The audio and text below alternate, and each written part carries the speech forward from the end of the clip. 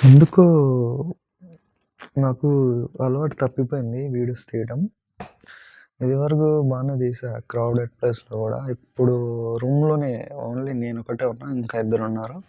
వాళ్ళ ముందర జస్ట్ ఇట్లా మాట్లాడి చెక్ జేసుకుంటున్నా. నాకే సిగ్గనిపిస్తుంది. సో, ఇది కంటిన్యూయస్‌గా ఉంటేనే మనకి గ్రోత్ అనేది ఉంటది. Public speaking. ఇప్పుడు రూమ్‌లో ఇద్దరి ముందర నేను మాట్లాడలేకపోతున్నా. చూడు, ఒక గ్యాపొచ్చింది. ఒక 2 మంత్స్ గ్యాపొచ్చింది. వీడియోస్ ఏం పెట్టలేదు. సో, ఫ్రీక్వెంట్‌గా వీడియోస్ తీస్తూ పబ్లిక్‌లో మనం సర్వైవ్ అయితే సోషలిస్టిక్‌గా ఉంటే అప్పుడు ఫియర్ అనేది ఎళ్ళిపోతది. సో, ఇదే కొంచెం ప్రాబ్లమ్ అవుతుంది నాకు. అందుకే నేను వెళ్ళడానికి చెప్పా గదా! అప్డేటు. అందుకు నేను జస్ట్ వీడియోస్‌లో ఇలా మాట్లాడుతున్నా. చూద్దాం.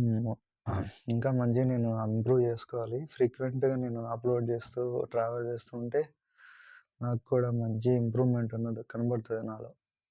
Definitely I will do.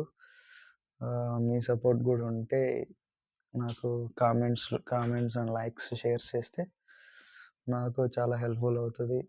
నేను గూడా వేరే ప్లేసెస్‌కి వెళ్ళడానికి నాకు మోటివేషన్ ఒస్తది.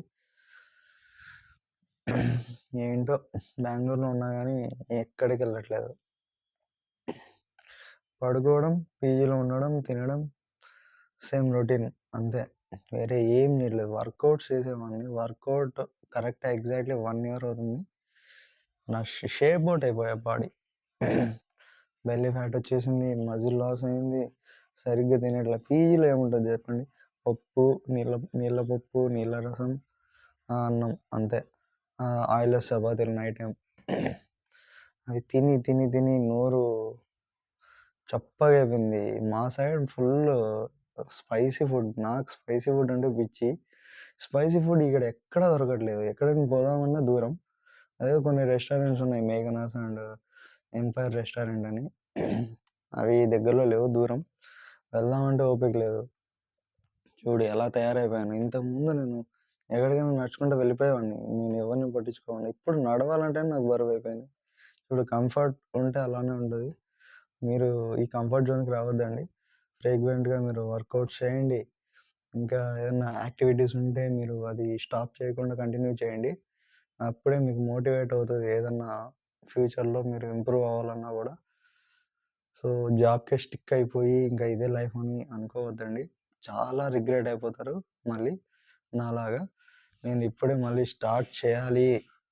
నేను వ్లాగ్స్ కోసం పర్టిక్యులర్‌గా నేను మైక్ గొనుక్కున్నా. సో, నేను దాన్ని యూజ్‌లెస్ చేయను. డెఫినెట్‌లీ దాన్ని యుటిలైజ్ చేసుకుంటా. మంచి మంచి వ్లాగ్స్ అనేది నేను అప్‌లోడ్ జేస్తాను. యాస్ పర్ మై స్టైల్‌లో. సో, బ్యాడ్ కామెంట్స్ అయితే పెట్టొద్దండి.